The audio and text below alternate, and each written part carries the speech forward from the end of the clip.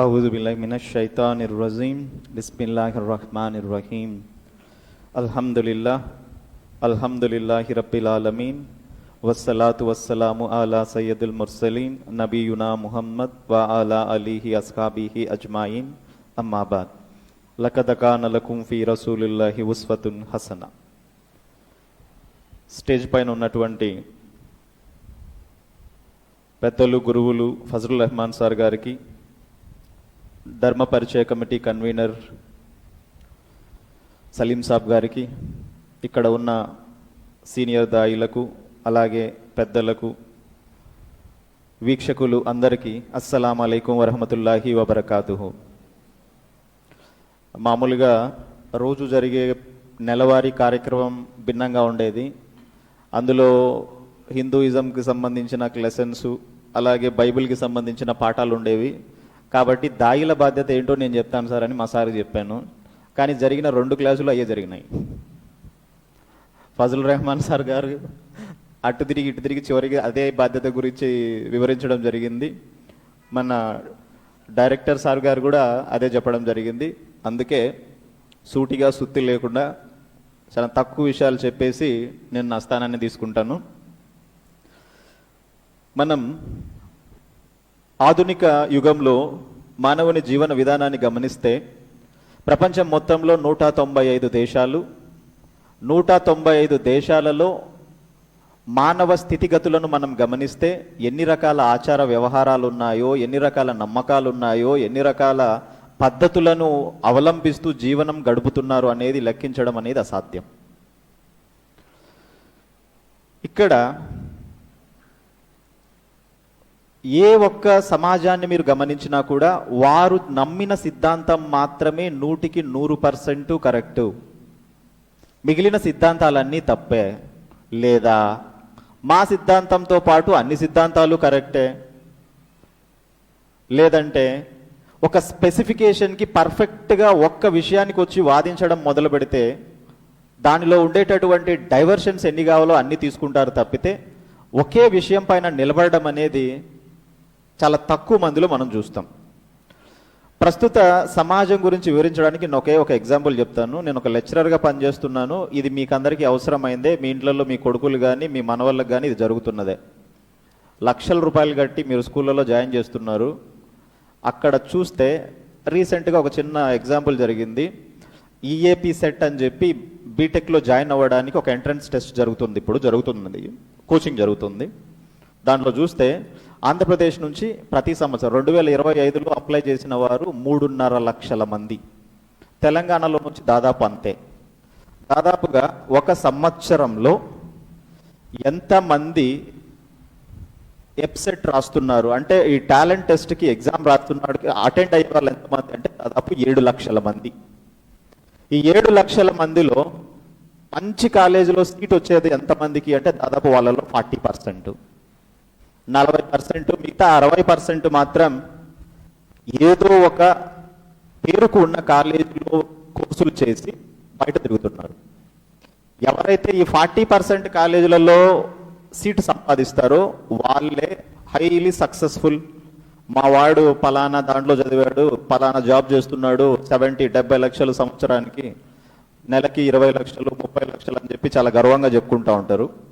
మిగతా 60% విషయానికి వస్తే మీరు ఒకసారి గమనించారనుకోండి, 10,000 రూపాయలకి జీతం దొరకని వాళ్ళు, 5,000 రూపాయల జీతానికైనా పనిచేస్తామనేటోళ్ళు, మున్సిపాలిటీలో రోడ్లు ఊడ్చడానికి జాబులు పడితే లక్షల మంది క్యూలో నిలబడిన వాళ్ళు కూడా వీళ్ళే ఉన్నారు. ఎందుకు ఇన్ని 2 డిఫరెంట్ డైమెన్షన్స్? ఈ 2 డిఫరెంట్ డైమెన్షన్స్ ఎందుకు అంటే ఎక్కడైతే ప్రాబ్లం ఉందో, నేను విమర్శించడం లేదు, వివరాలు మాత్రమే చెప్తున్నా. విమర్శించే స్థాయి కానీ లేదంటే విమర్శించే పాయింట్ కానీ నేను ఎప్పుడు తీసుకోను, వివరాలు మాత్రం చెప్తాను, ఎందుకంటే అది నిజం. ఆ వివరాల్లోకి వెళ్తే మీరు ఎడ్యుకేషన్ ఇన్స్టిట్యూట్లలో మీరు ఒకసారి అబ్జర్వ్ చేశారనుకోండి, వాళ్ళకి కావాల్సింది పాస్ పర్సంటేజ్, మార్కుల టాప్ లెవెల్లో ఉండాలి, పాస్ పర్సంటేజ్ కావాలి. దానికోసము ఒక సబ్జెక్టులో ఒక టెక్స్ట్ బుక్లో లెసన్ తర్వాత 15 క్వశ్చన్లు ఉంటే అలాంటి 10 చాప్టర్లలో 150 క్వశ్చన్లు. మన దౌర్భాగ్యం ఏమంటే స్టేట్ గవర్నమెంట్లే 150 క్వశ్చన్లు మీరు చదవాల్సిన పని లేదు, మేము ఒక బుక్ ఇస్తాము, దాంట్లో 30 క్వశ్చన్లు ఉంటాయి, ఆ 30 క్వశ్చన్లు చదివితే మీరు పాస్ అవుతారు. ఇలాంటి ఒక మెటీరియల్ని ప్రొవైడ్ చేసి ఆ 30 క్వశ్చన్లకి మాత్రమే వాళ్ళను లిమిట్ చేసి మిగిలిన 120 క్వశ్చన్లు మీకు అవసరం లేదని పక్కనేస్తున్నారు. మరి అలాంటప్పుడు ఈ 120 క్వశ్చన్ల నాలెడ్జ్ని ఎవరైతే సొంతంగా వారంతట వారు ఓన్ ఇంట్రెస్ట్తో చదువుతారో వాళ్ళే వేరే స్థాయిలో ఉన్నవాళ్ళు. ఈ రోజుటికి నాకు ఈ పని జరిగితే చాలనుకున్న వాళ్ళందరూ ఈ 5,000 10,000 దగ్గర ఆగిపోయిన వాళ్ళే. ఇది ప్రస్తుతానికి ఒక ఎడ్యుకేషన్ సిస్టంలో ఉండేటటువంటి విధానం. మరి దీన్ని మీరు గమనిస్తే భారతదేశం యొక్క అభివృద్ధి శాతం ఎవరిపైన డిపెండ్ అయి ఉండాలి అంటే యంగ్స్టర్స్ పైన డిపెండ్ అయి ఉండాలి. మొత్తం ప్రపంచంలో ఉన్న యంగ్స్టర్స్ యొక్క లిస్ట్ తీసుకున్నారనుకోండి, టాప్ ఇండియా 40% యంగ్స్టర్స్ ఉన్నారు మన దేశంలో, ఏ దేశానికి లేదు. 2వ స్థానంలో ఉంది చైనా, 3వ స్థానంలో ఉంది ఇండోనేషియా, 4వ స్థానంలో ఉంది అమెరికా. కానీ అమెరికాను సూపర్ పవర్ అంటారు. ఈ అమెరికాను సూపర్ పవర్ అనడానికి రీజన్ ఏంటి అంటే వాళ్ళ విద్యా విధానాలు కావచ్చు, వాళ్ళు ఉండేటటువంటి సైంటిఫిక్ మెథడ్స్ని కావచ్చు, వాళ్ళని సూపర్ పవర్గా తీసేసింది. మరి మన పరిస్థితి చూస్తే రీసెంట్గా ఒక న్యూస్ చూసాం సోషల్ మీడియాలో. దాదాపు నెలకు 80 లక్షలు అనుకుంటా, మా సారే షేర్ చేసి చూసాను నేను. సూసైడ్ చేసుకున్నారు భార్యాభర్తలు ఇద్దరు, నెలకు 80 లక్షల జీతం, సూసైడ్ చేసుకున్నారు. 195 దేశాలని 3 భాగాలుగా మనం విభజిస్తే కొన్ని అభివృద్ధి చెందిన దేశాలు, చెందుతూ ఉన్న దేశాలు, పేదరికంలో ఉన్న దేశాలు. పేదరికంలో ఉన్న దేశాలలో ఆత్మహత్యలు జరుగుతున్నాయి అంటే అయితే ఆర్థిక ఇబ్బందుల వల్ల కావచ్చు, లేదంటే ఆరోగ్య సమస్యల వల్ల కావచ్చు, ఉండొచ్చు. అభివృద్ధి చెందుతూ ఉన్న దేశాలలో జరుగుతున్నాయి అంటే ఆర్థిక ఇబ్బందులు, ఆరోగ్య సమస్యలతో పాటు వాళ్ళకి ఇంకా డిప్రెషన్, వర్క్ ప్రెషరు, డిప్రెషన్, ఈ 2 యాడ్ అవుతాయి.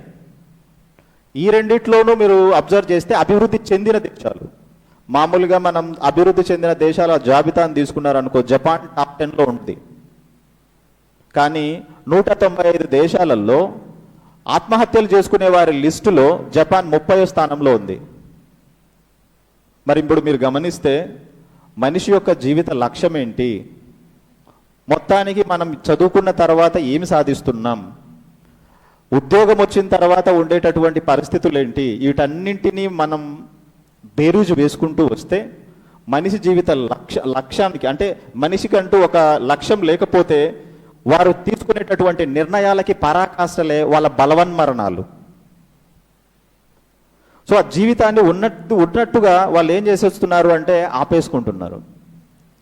మరి మన చుట్టూ ఉన్న భారతదేశ పరిస్థితిని చూస్తే మనది అభివృద్ధి చెందుతూ ఉన్న దేశం. ఒకవైపేమో ఈ రిలీజియస్ ఇంటాలరెన్స్ రోజు రోజుకి పెరిగిపోతూనే ఉంది. ఆర్థిక ఇబ్బందులు, అనారోగ్య సమస్యలు, వ్యాధులు, ఇన్ని రకాల సమస్యలతో సమాజం అతలాకుతలంగా ఉంటే మరి అందులో మీరు ఉన్నారు, నేను ఉన్నాను, మన ఇద్దరిని ముస్లింలనే అన్నారు. మరి మన ఇద్దరం చేసే పని ఏంటి అంటే మొన్ననే రీసెంట్గా ఒక చిన్న కార్యక్రమం జరిగింది. ఏంటది అంటే రంజాన్ మాసంలో జరిగిన విషయాలు ఏంటి, రంజాన్ తర్వాత జీవితం ఏంటి అంటే రంజాన్ చాలా అద్భుతంగా జరిగింది. మేము ఖురాన్లు చదివినాం, ఉపవాసాలు పాటించినాం, నమాజులు చేసినాం, అంతా అద్భుతంగా ఉంది. ఎందుకు చేసినారంటే మాకు స్వర్గం కావాలా. స్వర్గం అంటే ఏమనంటే మాకు అల్లా ఇచ్చినటువంటి దాన్ని ఏమంటారు అంటే మా హక్కు. మరి హక్కులు ఊరికే వచ్చినాయా? హక్కులు సింగిల్గా రాదు. చెప్పుల షాప్కి వెళ్ళి ఒక చెప్పు కావాలా, లెఫ్ట్ హ్యాండ్ అంటే లెఫ్ట్ లెగ్ కావాలంటే ఎవరు ఇరు, దానికి జత వస్తుంది. హక్కులతో పాటు బాధ్యతలు ఉన్నాయి.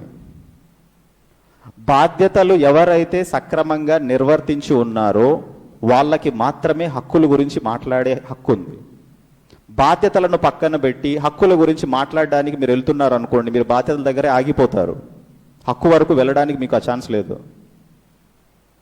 మన బాధ్యత ఏంటో మీరు ఒక్కసారి గమనిస్తే దివ్య ఖురాన్ అల్ ఇమ్రాన్ 110వ ఆయతని మనం గమనిస్తే, మీరు ఉత్తమ సమాజం, మీరు అల్లాపై విశ్వాసం ఉంచుతారు, చెడుల నుండి ఆపుతారు, మంచిని ప్రబోధిస్తారు. ఈ 3 లక్షణాలు వివరించబడ్డాయి. మీరు ప్రతి విషయంలోనూ ఏం చేస్తారు? అల్లా పైన విశ్వాసం ఉంచుతారు. రెండోది ఏం చేస్తారు? చెడుల నుండి వారిస్తారు. మూడోది ఏం చేస్తారు? మంచిని ప్రబోధిస్తారు, మంచి చేయమని ప్రోత్సహిస్తారు. ఇవి మీ బాధ్యతలు. ఒక ముస్లింగా ఉన్నప్పుడు మన పైన ఉన్నటువంటి ఈ 3 బాధ్యతల్ని మనం ఖచ్చితంగా ఏం చేయాలి అంటే గుర్తు చేసుకుంటూ ఉండాలి. మరి చెడుల నుండి వారించడం అంటే ఏంటి? మన చుట్టూ ఏం చెడులు గమనిస్తున్నారు మీరు? ఎక్కడ చూసినా సరే విచ్చలవిడిగా చూసేటటువంటి టోటల్ ఏ టీవీ ఛానల్ ఓపెన్ చేసినా వ్యభిచారం తప్ప ఏం కనపరాదు. కుటుంబ వ్యవస్థని వ్యభిచారం ఏ స్థాయికి తీసుకెళ్తుంది అంటే అల్లా సుబ్హానహు వ తఆలా మీరు ఏ పాపాన్నైనా చెయ్యొద్దన్నాడు, కానీ ఒక్క ఈ విషయానికి మాత్రం ఏం చెప్పారంటే దాని దరిదాపులకి వెళ్ళొద్దన్నాడు. అందరూ చెప్తారు చెయ్యొద్దు అని, కానీ అందరూ చెప్తున్న చెయ్యొద్దు అన్న వాటిలోనే వాళ్ళకి మళ్ళీ ఆల్టర్నేట్ ఉంటుంది. కానీ మనకు చాలా స్ట్రిక్ట్ రూల్ ఇది. మనం దీని నుంచి ఆపగలుగుతున్నామంటే లేదు, మనం కూడా చెప్తున్నాం వేయద్దు, అవి ఆ మాట్లాడు, ఇవి మాట్లాడకూడదు, ఈ మాటలు ఎలా అంటే నోటితో చేసిన వ్యభిచారం, కళ్ళు అంటే కళ్ళతో చేసిన వ్యభిచారం, మరి ఇంకా చాలా విషయాలు ఉన్నాయి, నేను షార్ట్గా చెప్తున్నాను. మరి ఇలాంటి చెడుల నుండి మనం ఆపడానికి ప్రయత్నం చేస్తున్నామే, మరి ఇంత ధైర్యంగా వ్యభిచారం తప్పని చెప్పగలుగుతున్నామే, మరి అలాంటిది అల్లా తప్ప వేరే దేవుడు లేడని చెప్పడానికి ఎందుకు మీకు భయం? ఇది సమాజంలో ఉండే చెడు, వ్యభిచారం సమాజంలో ఉండే చెడు, అబ్సల్యూట్లీ కరెక్ట్. అది దాన్ని ఎవరు తప్పనరు. అది చెప్పడానికి మాత్రం మనకి చాలా ధైర్యంగా చెప్పగలుగుతున్నాం. అలాగే దాని విషయంలో మనము ఒక స్టాండ్ తీసుకుంటున్నాం. కానీ ఎప్పుడైతే వ్యభిచారానికన్నా మించినటువంటి ఒక తప్పు ఏదైతే ఉందో, సృష్టికర్తకు సాటి కల్పించడం అన్న విషయం ఏదైతే ఉందో, ఆ విషయాన్ని చెప్పడానికి వచ్చే లోపల మాత్రం మన ధైర్యం సరిపోవడం లేదు. ఇప్పుడు ఈ మాట చెప్తే వాళ్ళేమంటారో, ఈ మాట చెప్తే వీళ్ళేమంటారు, ఈ మాట చెప్తే నాకు రావాల్సినవి ఏం పోతాయో, ఈ బాధ్యత నుండి మీరు చాలా ఈజీగా ఎస్కేప్ అవుతున్నారు. మరి ఎలా మనం హక్కులను అడగగలుగుతాం? అలాగే వారి యొక్క బాధ్యతలను ఏ రీతిలో నెరవేర్చాలనడానికి మీరు ఈ రెఫరెన్స్ని గమనిస్తే, దివ్య ఖురాన్ సూరా తౌబా 111వ ఆయత్ని మనం గమనిస్తే, మీరు ఏదైతే హక్కుగా కోరుకుంటున్నారో దాని ఫలితం ఏంటి? ఇందాక సార్ చెప్పారు, వారి ప్రాణాలు, వారి సంపద స్వర్గానికి బదులుగా నేను కొనుగోలు చేశాము.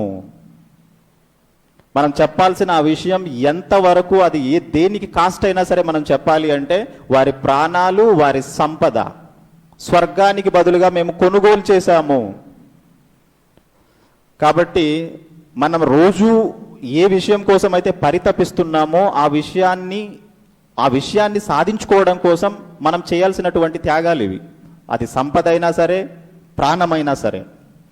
అలాగే దివ్య ఖురాన్ సూరా అద్దారియత్ 56వ ఆయత్ని మనం గమనిస్తే, మనిషి యొక్క జీవిత లక్ష్యాన్ని మనం ఎప్పుడైతే వివరించగలుగుతామో, అద్దారియత్ 51, 56 సార్,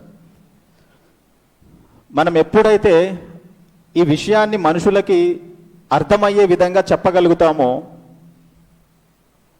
మనము సమాజంలో ఉన్న అన్ని చెడులను ఒకే విషయంతో మనం తగ్గించవచ్చు. అదేంటది అంటే, మేము జిన్నులను మరియు మనుషులను సృష్టించినది కేవలం మా ఆరాధన నిమిత్తమే, ఇదే మానవ జీవిత లక్ష్యం అని మనం వాళ్ళకు అర్థమయ్యేటట్టు చెప్పగలిగితే, మన బాధ్యతగా చెప్పగలిగితే, సమాజంలో ఉన్న సకల చెడులతో పాటు సర్వ సృష్టికర్త అయినటువంటి అల్లాకి సాటి కల్పించడం అనేటటువంటి పెద్ద తప్పు నుండి మనం వారించిన వాళ్ళం అవుతాం. అలాగే మనం ఈ పనులను చేయడంలో ఎందుకు వెనకబడిపోతున్నాం? కారణాలు ఉన్నాయి దానికి కూడా. మనం ఈ పనులు చేయడానికి వెనకబడడానికి ఉన్నటువంటి కారణాలు ఏంటి అంటే, అల్లాహ్ సుబ్హానహు వ తఆలా ఖురాన్ అల్ ఇమ్రాన్ 3:14లో ఇలా తెలియజేస్తున్నారు, మేము స్త్రీలను, సంతానాన్ని, బంగారు వెండి రాశులను, మేలుజాతి గుర్రాలను, పశువులను, పంట పొలాల పైన వారికి ప్రేమను కల్పించాము. మన జీవితం వీటి చుట్టూ తిరుగుతుంది. దేనికోసమైతే మనం పాకులాడుతున్నామో అది చేయడం లేదు. దేన్నైతే మేము పరీక్షా సాధనంగా మీకు చేశామని డైరెక్ట్గా మనకి హింట్ ఉంది, అలాగే డైరెక్ట్గా చెప్పబడడం జరిగిందో, దాని చుట్టూ తెలిసి కూడా మనం అక్కడ మోసంలో పడిపోయాం. ఈ లోకం పైన మనకున్నటువంటి ప్రేమ అంతా ఒక మోసంలాగే మనం గమనించవచ్చు. అలాగే మనం ఈ పనిని ఎప్పుడైతే మన భుజస్కంధాల పైన పరిపూర్ణంగా తీసుకొని చేయడానికి మొదలు పెడితే మన జీవితంలో జరిగేటటువంటి విషయాలేంటి? ఇబ్రాహీం అలైహిస్సలాం వారి యొక్క జీవితాన్ని మీరు గమనిస్తే, ఎప్పుడైతే ఇబ్రహీం అలైహిస్సలాం వారు ఈ సూర్యుడు దేవుడు కాదు, చంద్రుడు దేవుడు కాదు, అలాగే రకరకాల విషయాలన్నీ దేవుళ్ళు కాదని చెప్పి, విగ్రహాలు దేవుళ్ళు కాదని చెప్పి సర్వ సృష్టికర్త అయినటువంటి సృష్టికర్త వైపు మరలుతాడో, కేవలం ఇబ్రహీం అలైహిస్సలాం వారు మాత్రమే ఒక సమాజం. ఆ మొత్తం సమాజం నుండి ఒక్కరు మాత్రమే బయటపడ్డారు. ఇబ్రహీం అలైహిస్సలాం వారు మాత్రమే బయటకు వచ్చారు. మరి అలా వచ్చినందుకు ఆయనకు దొరికినటువంటి విషయం ఏంటి? అల్లా సుబ్హానహు వతాలకి అత్యంత స్నేహితులుగా ఆయన మారిపోయారు. ఇక రెండో విషయాన్ని గమనిస్తే ఆయన జీవితంలో అద్భుతాలు మనకు తెలుసు. ఒకవైపు బగబగమండే అగ్ని ఉంది, అలాగే ఇబ్రహీం అలైహిస్సలాం వారు దాంట్లో పడబోతున్నారు. అప్పుడు జిబ్రయీల్ అలైహిస్సలాం వారు ప్రత్యక్షమై మీకేమన్నా కావాలని అడిగితే, అప్పుడు ఇబ్రహీం అలైహిస్సలాం వారు అంటారు, నా స్థితిని గురించి అల్లాహ్ పరిపూర్ణంగా ఎరుగును, ఆయన తెలుసుకోవడం నాకు చాలు. ఏమి ఎక్స్పెక్ట్ చేయాల, నాకు ఈ అగ్ని పోవాలా, అది కావాలా, ఇది కావాలని ఏమి కోరలేదు. ఆయనకు తెలుసు ఆల్రెడీ, ఆయన తెలియడం నాకు తెలుసు, సరిపోతుంది అన్నారు. వెంటనే ఆజ్ఞ వచ్చింది, అగ్ని చల్లగా మారిపోమని. ఇది అద్భుతము. మూసా అలైహిస్సలాం వారి విషయాన్ని మీరు గమనించారనుకోండి, ఇజ్రాయేలీలను తీసుకొని వచ్చి ఇటువైపు సముద్రం ఉంది, ఇటువైపు ఫిరౌన్ సైన్యం ఉంది.